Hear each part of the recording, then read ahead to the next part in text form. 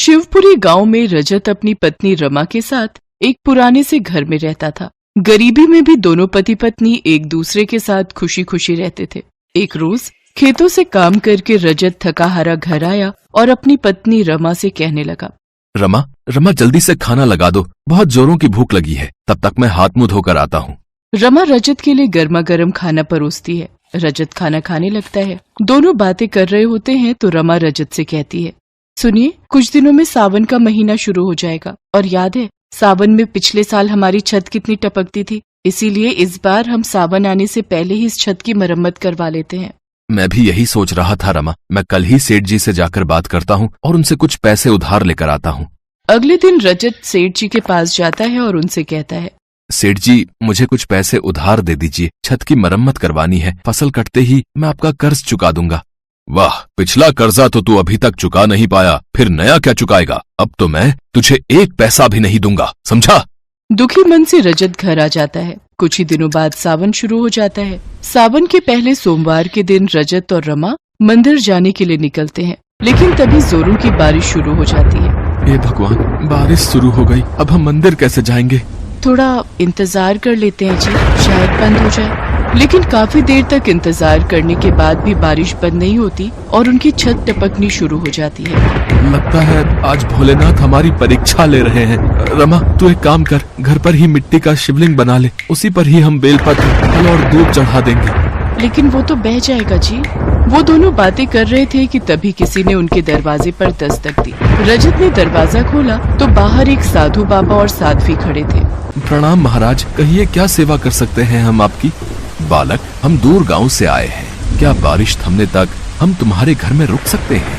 बाबा आपका स्वागत है, आप जब तक चाहें यहाँ रुक सकते हैं।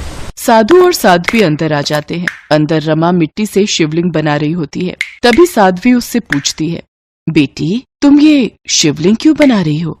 माँ जी, आज हम दोनों का व्रत है और बारिश के कारण हम दोनों पूजा करने मंदिर नहीं जा पाए, इसलिए घर पर ही शिवलिंग बनाकर उसकी पूजा करना चाहते हैं। लेकिन बेटी, तुम्हारे घर में तो हर जगह पानी टपक रहा है, फिर तुम पूजा कैसे करोगी? यहाँ तो बैठने तक की भी जगह नहीं है। भोलेनाथ हमारी परीक्षा ले रहे हैं, लेकिन हम किसी भी तरह पूजा करके ही रहेंगे। फिर रजत और रमा पूजा करने के लिए मिट्टी के शिवलिंग के सामने हाथ जोड़कर बैठ जाते हैं। फिर रमा जैसे ही शिवलिंग पर फल चढ़ाने लगती है तो साधु बाबा उनसे कहते हैं, हमें बहुत भूख लगी है, पहले हमें कुछ खाने को दे दो। ये लीजिए बाबा, आप इसे खा लीजिए। इसके बाद रजत शिवलिंग पर दूध चढ़ाने लगता है तो साध्वी उनसे कहती है, मुझे भी भूख लगी है। लेकिन माताजी, अब तो हमारे घर में कुछ भी खाने को नहीं बचा है। ऊपर से बारिश होने के कारण मैं आज खेत पर काम के लिए नहीं जा पाया, इसीलिए कुछ मजदूरी नहीं मिली।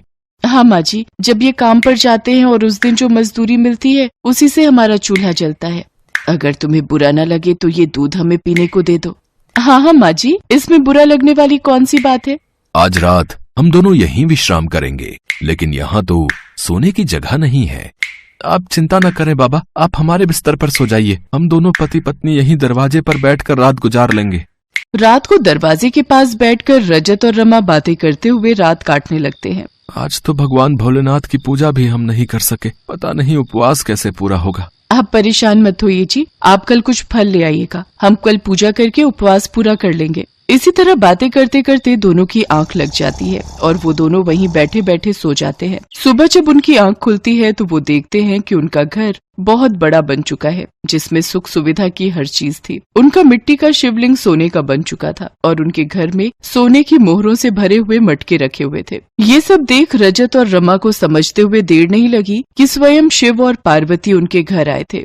भोलेनाथ और माँ पार्वती स्वयं हमारे घर आए थे और हम मूर्ख उन्हें पहचान भी नहीं पाए। इतनी बारिश में इतना कष्ट झेलकर भगवान हमें स्वयं दर्शन देने आए थे। वो दोनों शिवलिंग के आगे सर झुका लेते हैं और फिर अपने घर में मंदिर बनाकर सोने के बने शिवलिंग की स्थापना करके हर रोज उनकी पूजा करते हैं। कुछ सोने की मोहरें बेचकर रजत ने सेठ का सारा कर्जा चुका दिया। अब उन्हें किसी चीज की कोई कमी न थी। अब वो दोनों मिलकर हर जरूरतमंद की मदद किया करते थे।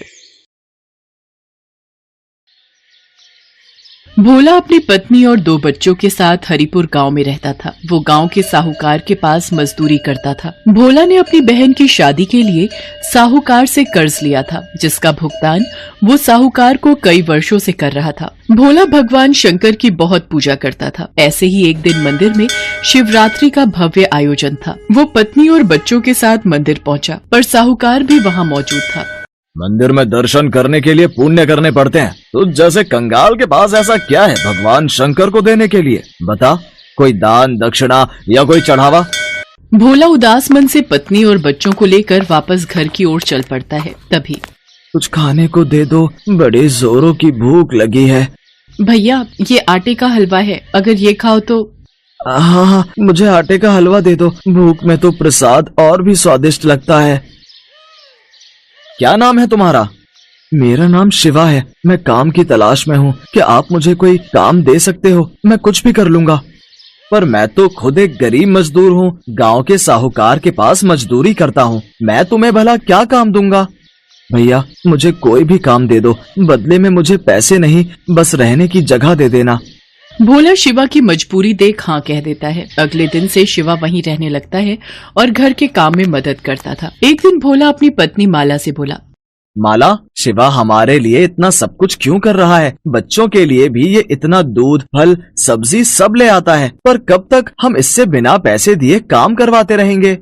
तुम एक काम क्यों नहीं करते? साहूकार से कहकर इसे भी अपने साथ काम पर लगवा लो, वहाँ तो इसे काम के बदले पगार मिल जाएगी।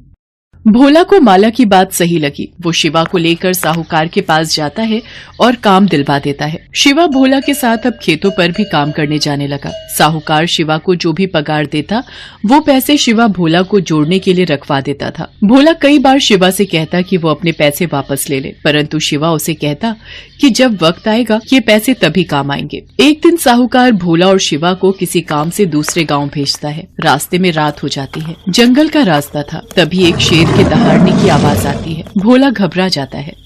भोला भैया, आप तो भगवान शंकर के परम भक्त हो, तो डर कैसा? और जब भक्त मुसीबत में हो तो भगवान को भी सहायता के लिए आना ही पड़ता है। आप उस पेड़ के ऊपर चढ़कर बैठ जाओ, बाकी सब मैं देख लूंगा।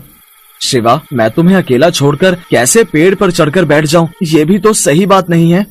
भोला भैया, आप निश्चिंत रहो, मुझे कुछ नहीं होगा।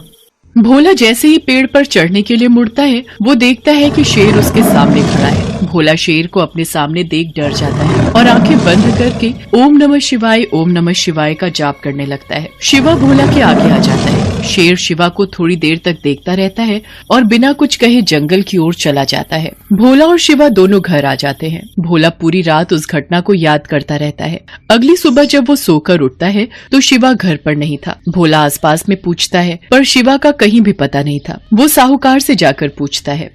वो तो सुबह ही मेरे पास आया और मेरे से बोला कि अमरनाथ यात्रा पर निकलना है, इसलिए वो अपना हिसाब कर गया।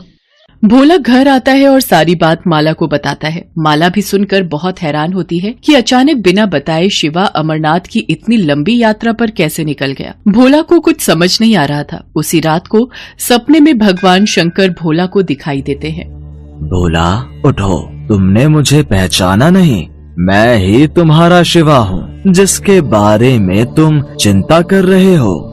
भगवान शंकर, आप ही शिवा हो, मैंने आपको पहचाना नहीं। ये कैसी भूल हो गई महादेव, मुझे माफ कर दीजिए। मैंने आपकी सेवा नहीं की बल्कि आपसे सेवा करवाई। आप मुझे छोड़कर क्यों चले गए प्रभु? हे महादेव, लौट आओ मेरे पास। भोला, अब तुम मेरे पास अमरनाथ यात्रा करके आओगे।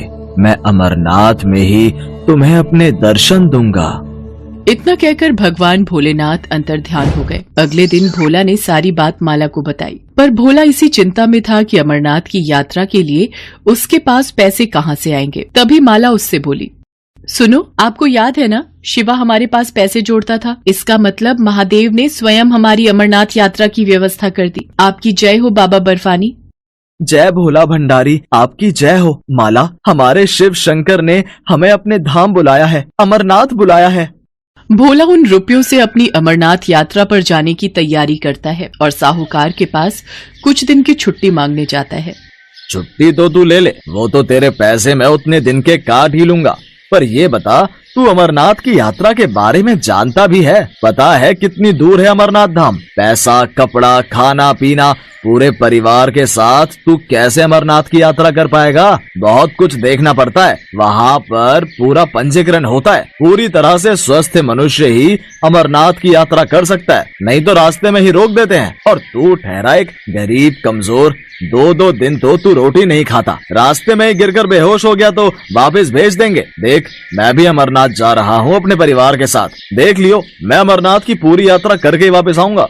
भोला अपने परिवार के साथ अमरनाथ की यात्रा के लिए निकल पड़ता है। उधर साहूकार को भी अपने परिवार को लेकर अमरनाथ की यात्रा के लिए जम्मू निकलना था, पर किस्मत को शायद कुछ और ही मंजूर था। 75 वर्ष से ज्यादा उम्र होने की वजह से साहूकार के पंजीकरण को स्थगित कर दिया गया। साहूकार ने मन में सोचा, भगवान शंकर ने शायद मुझे सबक दिया है कि उनकी यात्रा के लिए कोई गरीब या अमीर नहीं होता। वो जिस पर कृपा करते हैं वही उनके दर्शन कर पाता है। शायद भोला उनका मेरे से भी ज्यादा बड़ा सेवक है, इसलिए उसे अमरनाथ यात्रा पर जाने का शुभ अवसर प्राप्त हुआ। मैं ये क्यों नहीं समझ पाया कि भगवान तो प्रेम के भूखे हैं। उन्हें धन दौलत, बड़े बड़े पकवानों से कोई मतलब नहीं। उन्हें कोई एक सूखी रोटी भी खिला दे तो उसमें भी प्रसन्न हो जाते हैं। शिव शंकर, मुझे माफ कर दो। मैंने उस गरीब मजदूर की गरीबी का हमेशा फायदा उठाया। बस एक बार भोला यात्रा से वापस आ जाए, फिर मैं खुद उससे माफी मांगूंगा। भोला माला और बच्चों के साथ पहलगाम पहुंचता है। वहां से वो पैदल ही यात्रा शुरू करता है। जय बम भोले का जाप करता हुआ वो आगे बढ़ता रहता है। चलते चलते बच्चों को भूख लगती है। रुको तुम लोग, यहाँ इस पत्थर पर बैठो, मैं किसी से पूछता हूँ। सुनिए भैया जी, यहाँ खाने के लिए कोई सुविधा मिल जाएगी?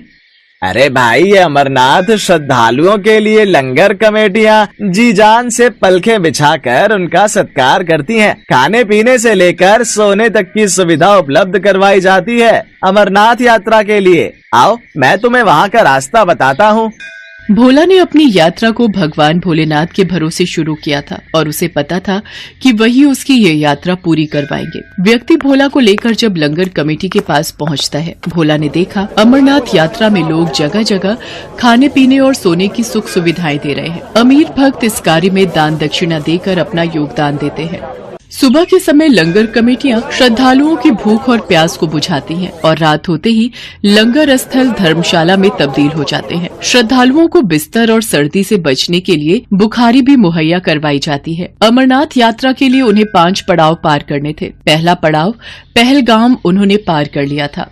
बापू, अभी हमें कितनी और यात्रा करनी है? अभी कितनी दूर है अमरनाथ की गुफा? नमन, पहला पड़ाव पहलगाम में अभी हम हैं। अभी हमें चंदनबाड़ी, शेषनाग, पंचतरणी पार करना है। उसके बाद 5वां पड़ाव अमरनाथ की गुफा है, जहां बाबा बर्फानी भोलेनाथ के शिवलिंग के दर्शन होंगे। मतलब अमरनाथ की यात्रा के रास्ते में 5 पड़ाव आते हैं? हाँ छाया बिटिया, पर भोले बाबा का नाम लेते जाओ तो ये रास्ता आराम से कट जाता है और ये 5 पड़ाव भी पार हो जाता है। रास्ते भर अलग अलग पड़ावों पर रुकते हुए आखिर भोला और उसका परिवार अमरनाथ की गुफा पर पहुंचता है। पूरा परिवार इतने सुंदर दृश्य को देखकर खुशी से झूम उठता है। तुम्हें पता है माला, अमरनाथ को तीर्थों का तीर्थ कहा जाता है क्योंकि यहीं पर भगवान शिव ने माँ पार्वती को अमरत्व का रहस्य बताया था। बापू, वो देखो कबूतर।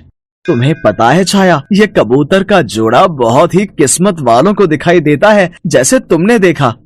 सब मिलकर अमरनाथ बर्फानी शिवलिंग के दर्शन करते हैं। भोला हमेशा याद बनकर रहने वाली अनमोल दृश्यों वाली अमरनाथ यात्रा करके खुशी खुशी गांव वापस आ जाता है। साहूकार भोला से अपनी गलतियों के लिए माफी मांगता है और उसे अच्छी पगार देने लगता है। दिल से भगवान शंकर के आशीर्वाद से भोला की जिंदगी में खुशियां आ जाती हैं।